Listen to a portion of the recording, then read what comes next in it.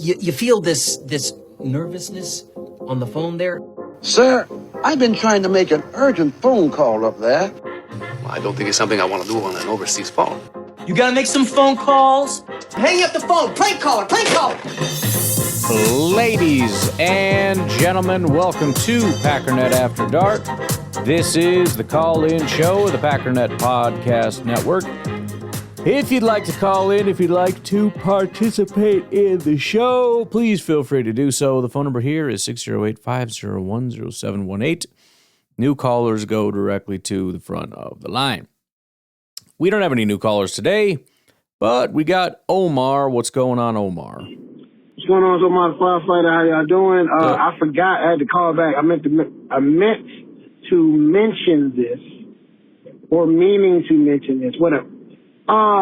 When I went up to the Packers game, I ate at Culver's based on y'all recommendations. I kept hearing y'all talk about the crap, and I was like, let me try this place because they keep talking about how good it is. And I was up there for about a week, and I ate there at least 6 times in that week. I think I at least ate there twice, 3 days, at least.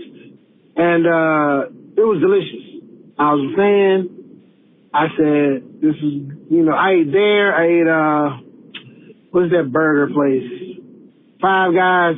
And Five Guys is popular even where I'm from, but I wanted to go back to Culver. I was like, I'd rather eat there. I eat that greasy burger just with my ice cream and fries and stuff. Yeah. Like, it was good. The price was good. It was like a mix of, well, I know people who never heard of it before or ate there before. It's kind of like if you mix like Chick-fil-A with like Dairy Queen and Wendy's. Like if you put all of those places together, but the food tastes better. Yeah. Or maybe I should say at least food tastes like on Chick-fil-A level.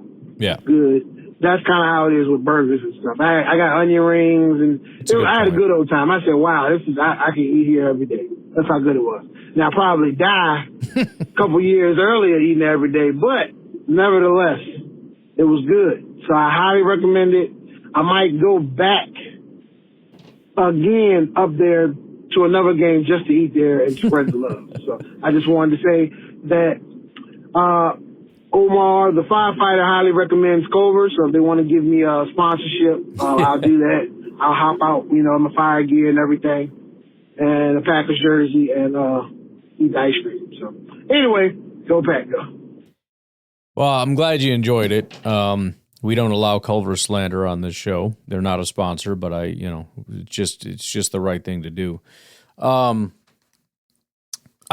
said this before, Wisconsin, I talk a lot of trash about Illinois, but Illinois, Chicago has good food. I like Chicago food. I really do. Wisconsin doesn't really have a lot of food stuff going on. Obviously, like the cheese and sausage thing is kind of a Wisconsin deal or whatever, especially cheese. But I think a very underrated thing that Wisconsin is very good at and gets no credit for is burgers. Like, I don't know of a single burger joint in Chicago. It's not like a thing, hot dogs, pizza, the Italian beef, different things like that are Chicago. Burgers, obviously they have them, but there's nothing really special, I don't think, as far as Chicago burgers. Wisconsin, very, very good with burgers. Culver's if you're going to get a fast food burger, it's the place from Wisconsin. Kopp's, incredibly good burgers, and the custard is there. Solly's in Milwaukee, it's like a once a year thing because you will die if you go there more than like 2 to 3 times in a year.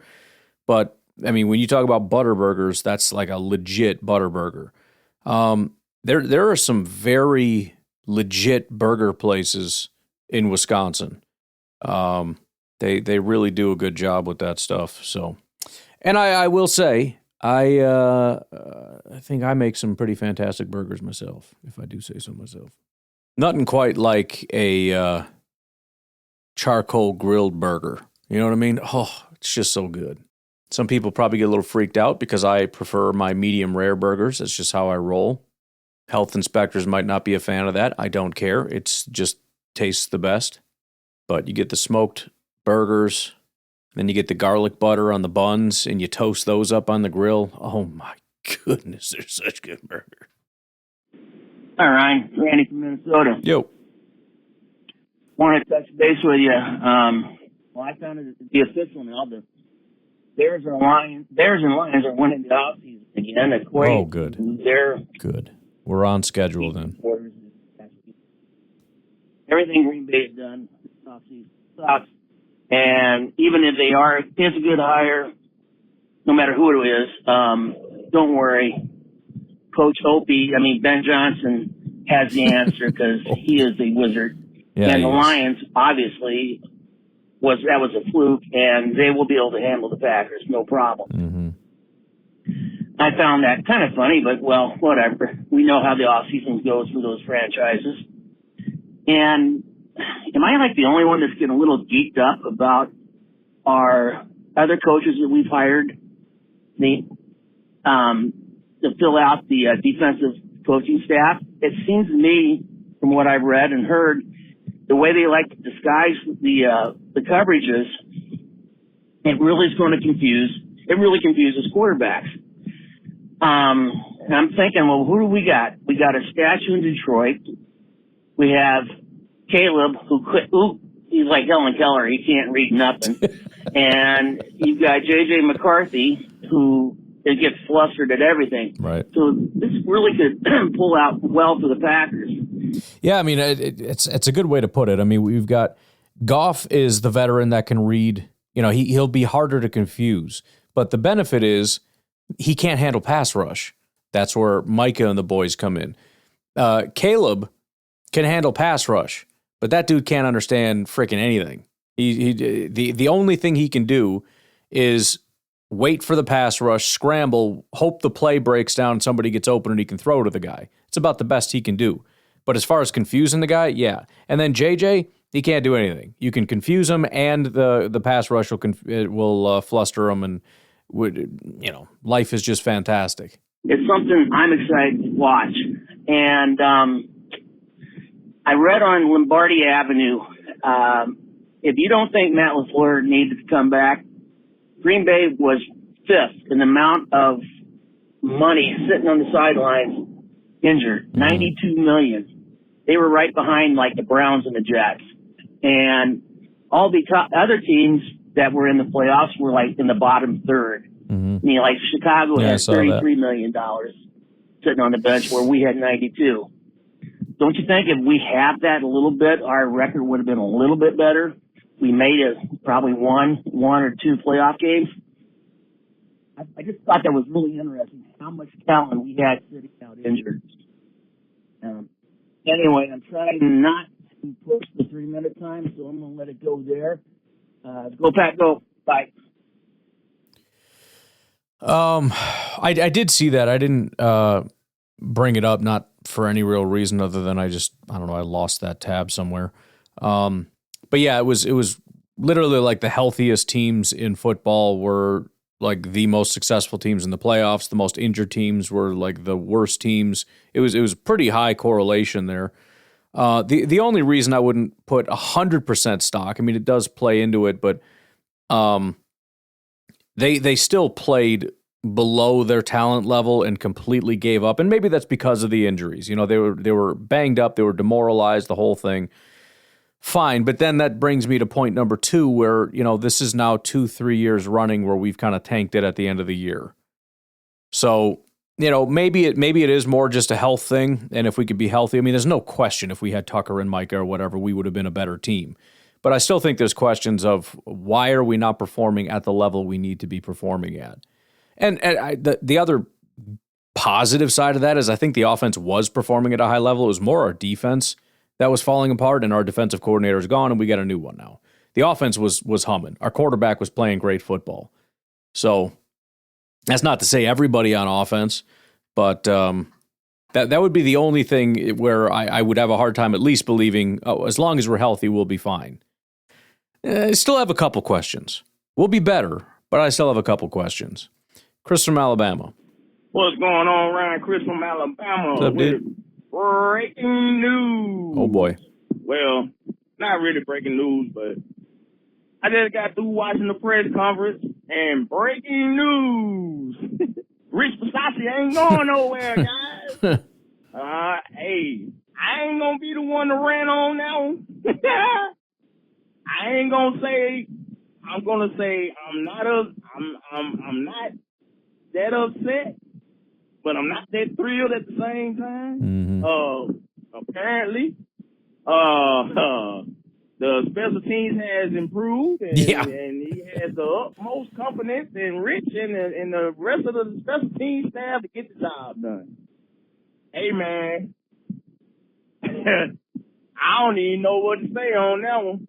I mean, I guess it was a true statement because in 2021, our special teams was, I don't think you can get no worse than that. Right. And so the special team improving, I guess, is a factual statement, but I mean, how much that it improved or is it where it's supposed to be is a different question entirely. So we can't say Gutey lied and said that the It's funny because that was the exact point that I made on the podcast. I mean, technically, yeah, that's probably true because we were like the worst special teams in the history of the NFL.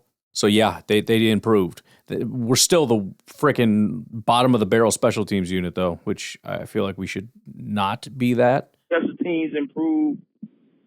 I mean, he just said they improved. He didn't say it was good. Yeah. So he didn't lie. But and another breaking news factor, what it seemed like, looked like Nate Hobbs and basically back too. So I know the little reports that they were saying that they might cut bait with Nate Hobbs or the Goop. They under contract, so he expect him to be back. Now, granted, that could be just a little, Yeah, he said that. He said that a lot. It was kind of, I'm trying to remember exactly what happened, but there was one where he kind of said that, and then there was another one where it kind of felt like definitely not. I think it's just one of those throwaway lines that I think he said where, he's under contract, so of course we expect him to be here. I mean, that was like the Rodgers line too when they knew he was leaving. He's under contract. I don't know why he wouldn't be here. He's that's the way it goes. But then he adds in, now with that said, we still have to figure some stuff out. But as of today, he's under contract, so we'll see how it goes. PR for the press conference, not giving away your hand and all that good deal, but we just going on what the man said. Look like they'll be back, unfortunately. I wouldn't put too much into that one. They'll be back. And I'm not going to go on a rant about that one. So, yeah. I'm going to sit back and see who else going to go on a rant. Maybe we'll hear from Jersey Mike or something. I ain't heard from him in a while. Yeah, right. It's nice to hear a good old Jersey Mike rant on this one. But, yeah. Just wanted to call in, man. I ain't thrilled about it, but hey, man, he the guy in charge, so it is what it is at this point. They're going to have to roll with the punches, and we're going to have to hope and pray that I ain't get better. But go Pack go, and I'll talk to y'all later. Yeah, where is Jersey Mike? I think Jersey Mike is he's still having a hard time getting over the fact that we didn't fire Matt LaFleur, I think. He's struggling with that one. All right, let's take our first break. We'll be back with Omar. What's going on? What's my firefighter? How y'all doing? I was calling after listening to your podcast. You were mentioning how you always, find some people, to be a fan of and stuff like that. I don't have my list yet, but you had said like if you couldn't get excited for like the 52nd person or something, you're not good at drafting or paying attention, to draft prospects. And I agree, but I'm kind of on the like opposite end of the spectrum. Like I fall in love with the guys like that, would nobody know as much or like try to get steals and stuff. And I love it when we draft. I look up like certain players and they're supposed to go high and we draft them later. Like I remember watching the video, and I'm assuming this guy got a job. I haven't seen his videos in a while, so he probably works as an NFL scout now.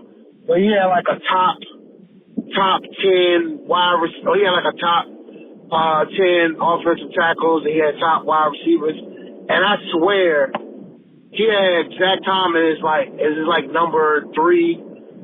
tackle or something like that, number 3 or 4 tackle. Yeah. And we got him in the 4th round. I was like, yo, we did a great job. We got this guy, to be so high. And I remember him saying something about Romeo Dobbs too. Oh yeah. When we drafted him, and I was like, he named like 4 of like our draft picks that year, so it was something crazy.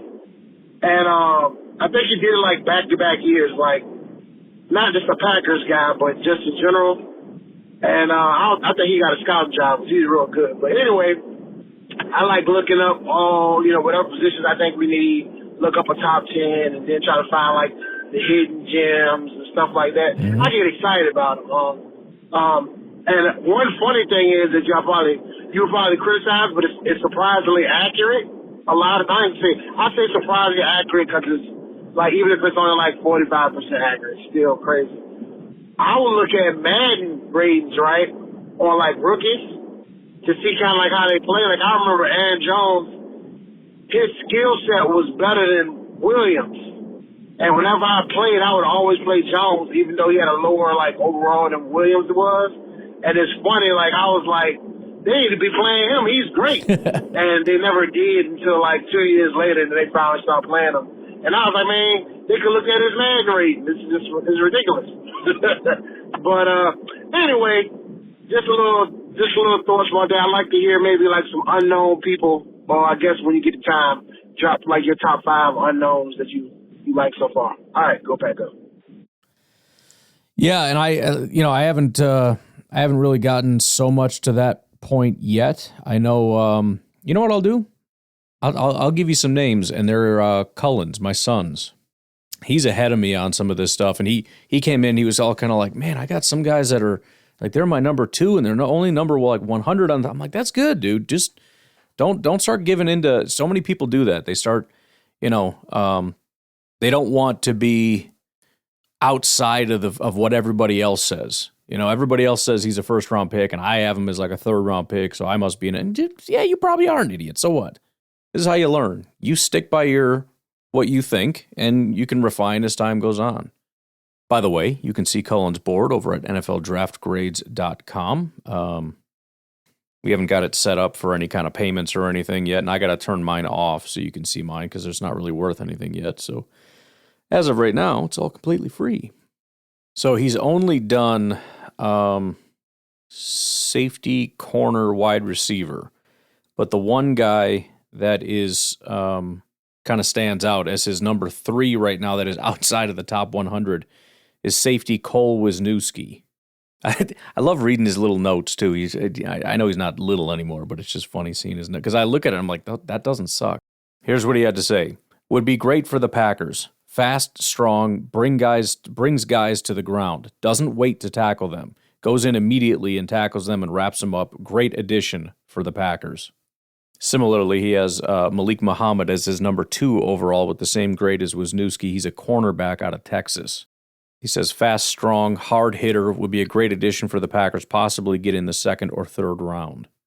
So, again, I don't have them, but go check out Malik Muhammad and Cole Wisniewski and see what you think. Ryan, how the heck are you doing? Good. This is Nico, just driving down the freeway, doing some stuff.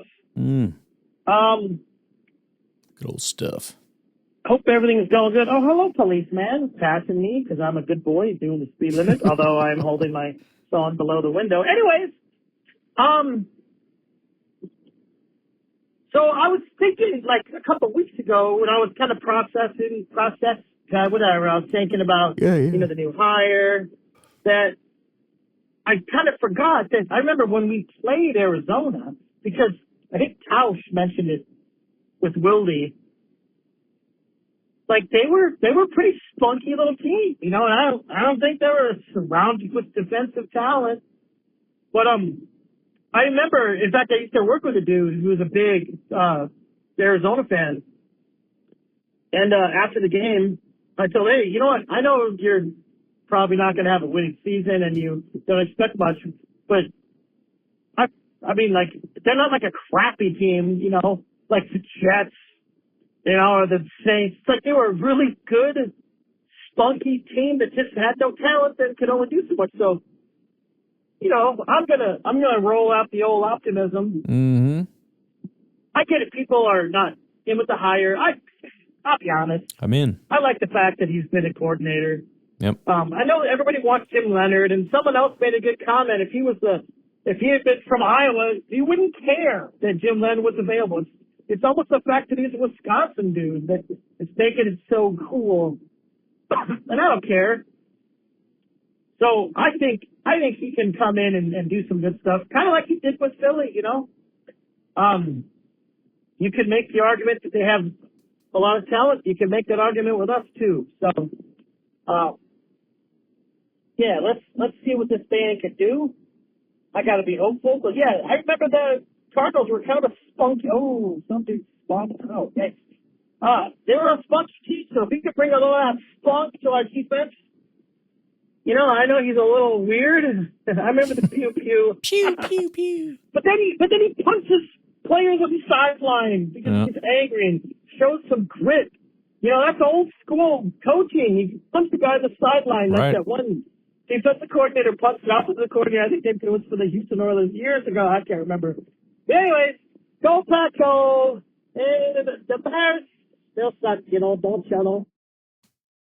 Yeah, I'm in on the hire, man. I'm excited about it. I think that's a good point about Arizona. I had mentioned before how if you look at a lot of these guys we pick up, and maybe not like high-level free agents, but, a lot of the sort of bottom of the roster type guys or whatever, you'll notice that we usually played against them. It could be preseason, it could be regular season, and they usually had a really good day against us, which I don't really like that fact. Because it's like, well, I hope that didn't sway you that much, that you were sitting in the booth and watched that guy and like, that guy's good that one time, and then you pick him up. But all that to say, I could see a scenario where, Matt LaFleur has to prepare for Gannon, and he has to spend a lot of time and a lot of work preparing for Gannon, the way he does defense. And, if Gannon was not what people are making him out to be, that he's not actually this complicated of a defense, Matt LaFleur would know that. He was an offensive mind who had to prepare for that defense. And he's the guy that had to call plays against Gannon in that game. So, it's hard to kind of sell or argue against Matt LaFleur, the guy that actually had to do the work against him, to say, I don't think he's actually that smart. Like, frickin' really? Okay, let's see you call plays against him then, you frickin' jag off. So it's very easy to assume that whatever his reputation is real. Again, we don't know how it's going to work out and all that stuff, but it's not like he has no familiarity and is like, well, based on the Eagles, that was a pretty good year, so I guess we'll hire him. He directly coached against him for 4 quarters. This is Jerry Schrader, the Uber driver. What's up? It's been almost a week since I called in. Crazy. But anyways, so life update, surgery went well. He's feeling like, it feels like he's happier eating, so that's a good sign. And basically, it seems like the surgery worked and he is able to get fluids down a lot more easily with a lot less spit up. So that's good for almost 6-month-old. So there we go. And news, this is NFL news, more random news. I'm listening to the first Draft Room 1 podcast, and you guys got to the Cardinals pick with Mike LaFleur, which is crazy that LaFleur is now one of the two sets of siblings right out there that are coaches. And even crazier, him hiring Nathaniel Hackett. Sure, I'm not the first one to mention this, but he hired Nathaniel Hackett. Like, what? What? We'll see how it goes. Maybe he'll have a better sense with the other LaFleur brother as far as play calling and stuff. I don't know. Must have got a good recommendation. That's wild to me. Like, I don't know. Everybody. I don't know how many. Like, I don't know if it's Slim Pickens out there, or if it's just because they already had a connection through Matt. But. Yeah. We'll see how it goes. All right, go back up. Well, I appreciate you checking out the show, dude. I hope you enjoy it. Feel free to call into that show as well if you have any draft comments, questions, concerns, whatever. Glad everything's going well on your side. I know that stuff is pretty scary with the medical issues and everything. It's never fun, and just glad to hear everything's going well on your side. We'll see how the LaFleur thing is kind of fun. It's kind of interesting. We'll see how it pans out. Hopefully it goes well, because I'd like to see the LaFleur brothers coaching and eventually coach against each other, especially like in a playoff game or something. I think that'd be pretty cool. Obviously, that assumes we come out on top. Otherwise, screw that. I hope he sucks and gets fired immediately. But anyways, we got part 2. Yo, it's Jared again. The other idea, so you mentioned that you built like a mock draft machine that you can do with 31 other people. You could get it also if you get that 31 other people there. Is it possible to, if you wanted to like draft for the same team, I mean, maybe I can even look into this, but to have like, so I don't know if you ever played Minecraft, but No. Every world has like seed in it, right? Where the decisions that happen are going to be, or not decisions, but where things are placed is where they're going to be placed. That's how like some people can finish the game in like less than a minute.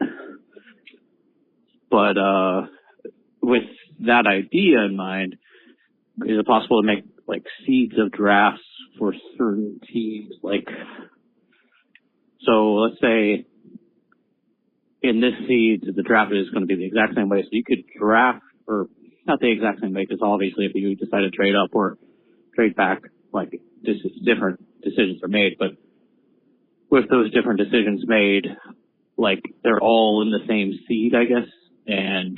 But other seeds will do other things, like with the different components. I feel like that's a little too complicated, or it would take a lot of work. And I know your hands are full with 3 podcasts now, so congrats on that.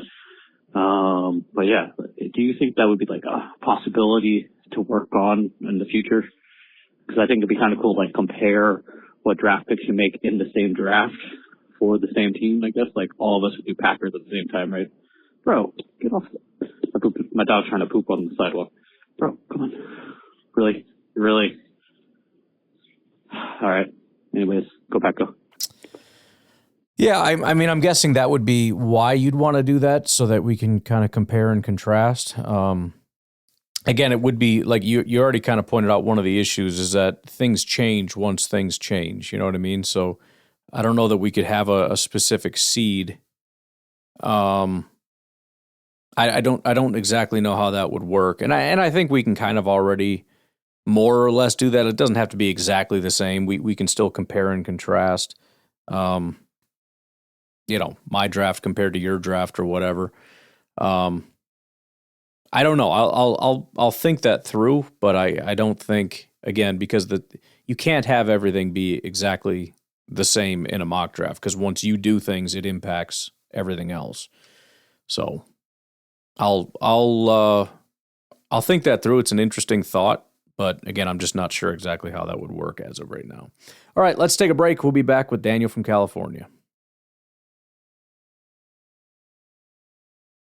Hey, I was just looking around trying to see what different sites had for their free agent rankings, and I look at Walter Cherepinski on WalterFootball.com, and lo and behold, who's the top left tackle in free agency? Rasheed Walker. I know he's not doing what like PFF does, but that guy knows people in the league, and he's, and his what it says. Rasheed Walker, a former 7th-round pick who has emerged as a great pass-blocking left tackle. We already knew it, but it's just he's a 3.5-star prospect at 5 stars, but he's a top-ranked guy. I don't know what that means compensatory pick-wise, but if he gets signed somewhere and gets a big contract, we might get some picks, dude. Sure. That's cool. But yeah, hopefully we can get just confident play from Jordan Morgan, and I like what I've seen when he was playing tackle, and looking at the other positions, center and guard, there's nobody. So if Linderbaum gets signed back, I'm going to be very sad, because the only other guy is Connor McGovern, but the guards are all old or injury prone. Mm-hmm. The centers are all old or injury prone. So we'll just have to see what happens. I know it's probably like 70-30 that Linderbaum gets signed by the Ravens, but crazier things have happened. So we'll see. I'm praying for incompetence that we get to go in and try to, do a bidding war. Go Pack, go. Yeah, that'd be awesome. And I probably am going to have to start that tomorrow. I mean, there's too much conversation around this for me to not have any of these answers quite yet. It won't actually be tomorrow because that episode's done. But I think for the next day, pending any kind of massive news, that's going to be the plan. So whatever freaking day, Saturday, I guess. I hate to bury it on a weekend like that because, not as many people listen. But whatever. I'm 7 days a week. So, I'm here doing this thing. I'm not going to plan around everything else.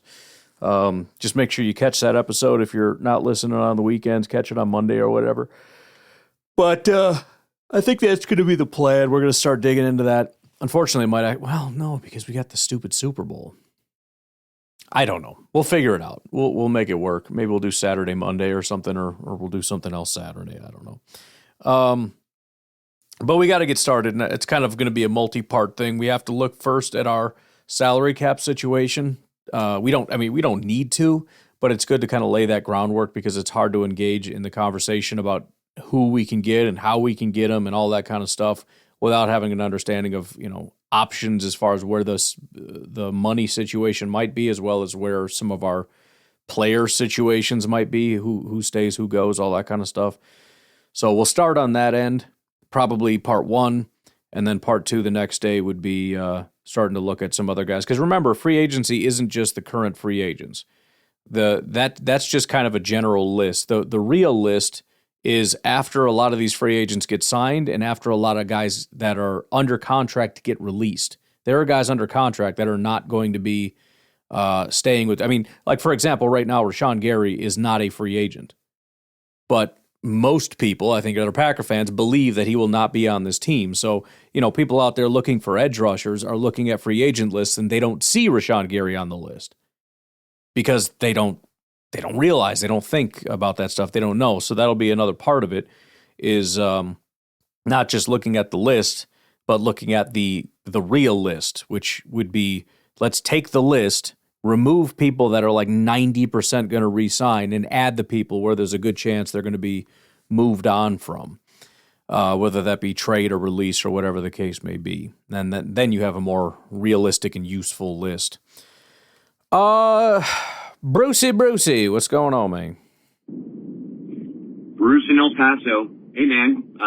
Heading to work and listening to the pod, and I actually had to stop like 6 minutes in with the Gutey press conference, and you're kind of saying out loud everything I was thinking in my head, but I want to extrapolate on it a little bit. Holy smokes, man.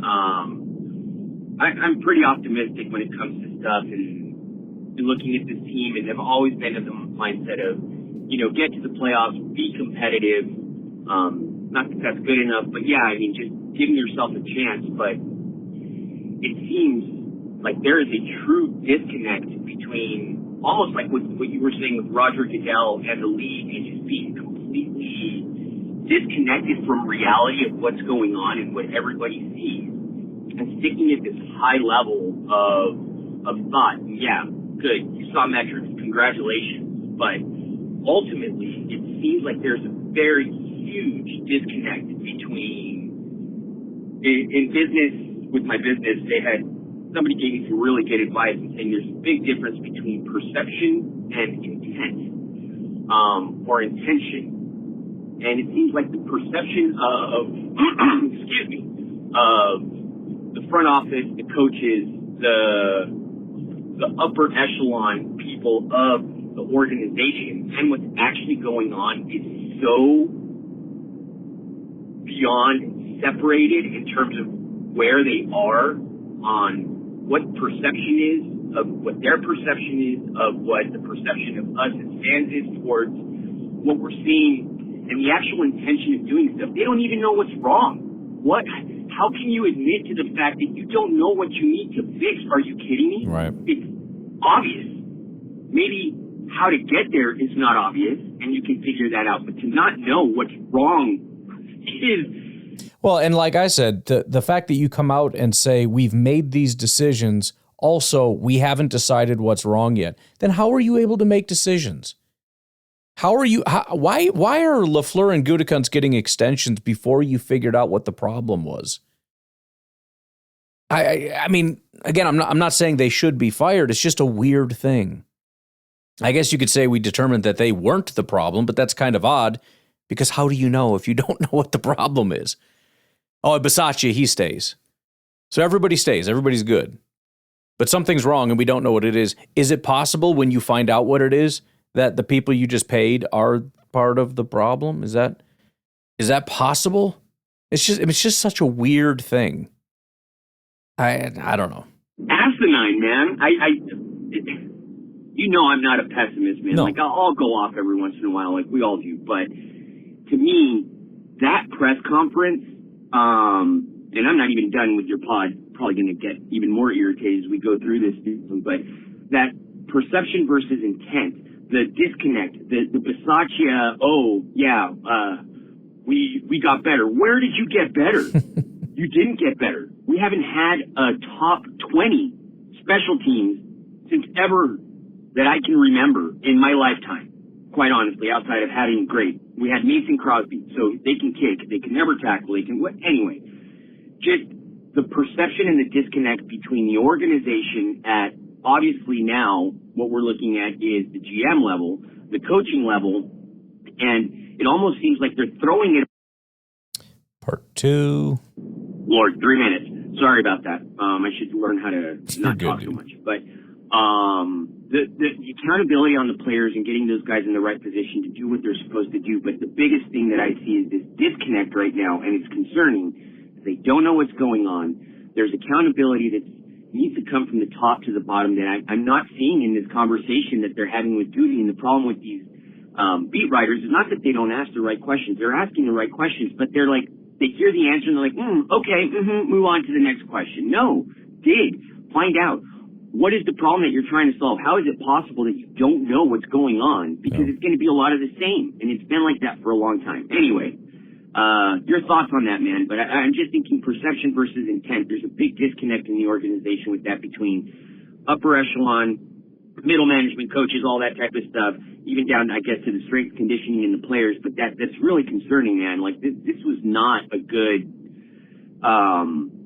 message that I got from Gutey on this. And congratulations on the extension, but how can you not figure out how to fix this or know or have a plan before extending coaches and extending and saying all of this without actually having a plan in place, because you don't even know what you're going to fix. Anyway, Take care, man. Let me know. Well, yeah, and again, it just doesn't inspire a lot of confidence that it's going to get fixed. I don't think you know. And it's not easy to figure out. I mean, I've been saying this since 2020. When we were the best team in football, had an elite offense, we had everything going for us, and then the team just didn't show up. And at the end of that game, I just sat in there and said, I don't know what to do anymore.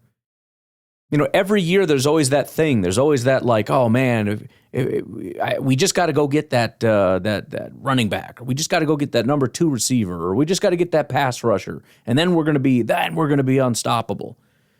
But 2020 was just the realization that we don't need anything. There's not some frickin' tweak.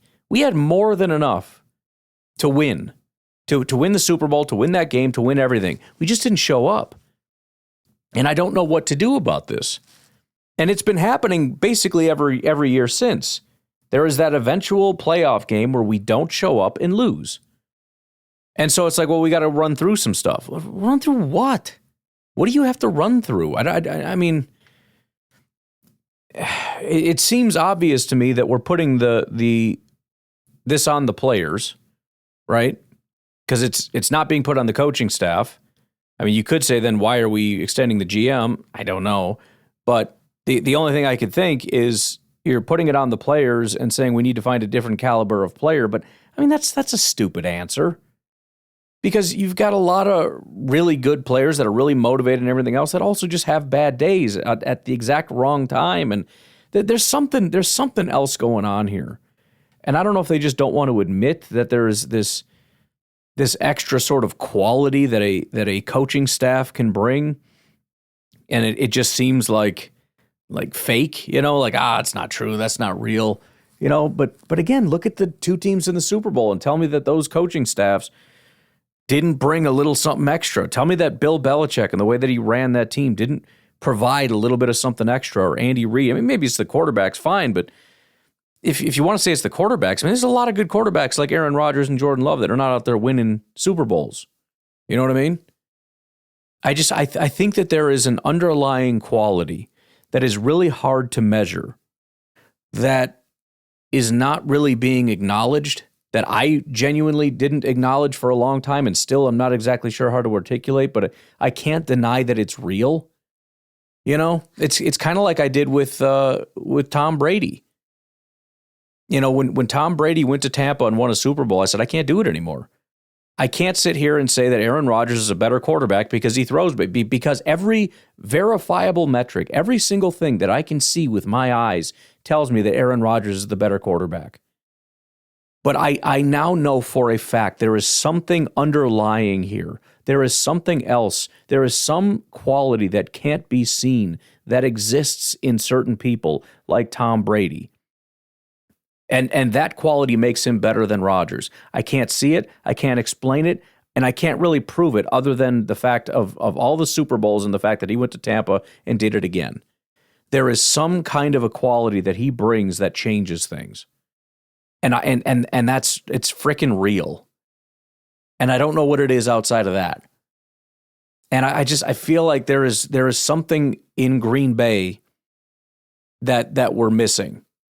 And to me, it just feels like we're kind of blowing that off as being just kind of fluky. Like, no, it's not that. It's just, guys just didn't show up and we just got to get better out of our guys. And, we're going to try again. And, we're going to try to figure some stuff out. We're going to really try to emphasize some things. We're going to change our schedule. We're going to tweak our training schedules a little bit. And it's going to be these little tweaks that I just don't think it's going to solve the issue. And again, I don't want to phrase this as 100% or 0%. I don't think it's true that we have 0% chance to win with Matt LaFleur. I think that's too much of the discussion, is we need to find a 100% guy instead of this 0% guy. I just think it's a question of difficulty. I think we have to be so much better than your average team to win a Super Bowl because of that missing quality. And that's not to say that maybe Matt and his staff can't provide that quality. I don't know if you need to add some pieces. I don't know if Matt can change some things. I don't know if they can find that from within with the players. I don't know. I don't know anything about that. I don't know what's going on. I just know that there is something there that we don't have.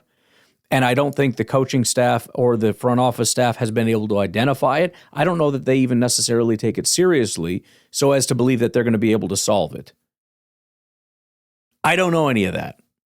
But I don't have a massive amount of faith that they are going to be able to identify what that is. And so all I can really do is say, look, I like Matt.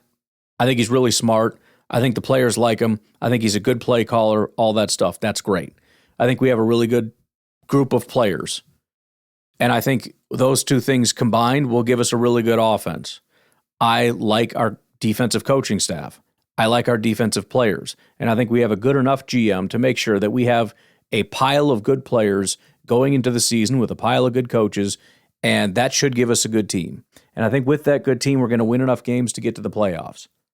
And then I just have to hope that we're healthy enough, and I'll say motivated, even though I don't really think that's the right word, enough to power through and get to the Super Bowl. That's all I can do.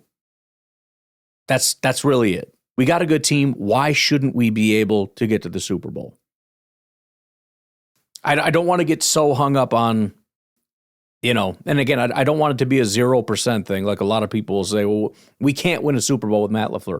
That's obviously absurd. You telling me if we run a simulation infinite times, there will never be a Super Bowl for the Packers? Give me a freaking break. So, anyways, it's 5 minutes to 10, so I got to get this uploaded here. I appreciate all your guys' calls, and I'm excited to get into this offseason as we continue to build another winning football team, another talented football team, another dangerous football team that has another chance of hopefully getting us to the Super Bowl. With that, I'm going to get out of here, and I will talk to you tomorrow. Have a good one. Bye.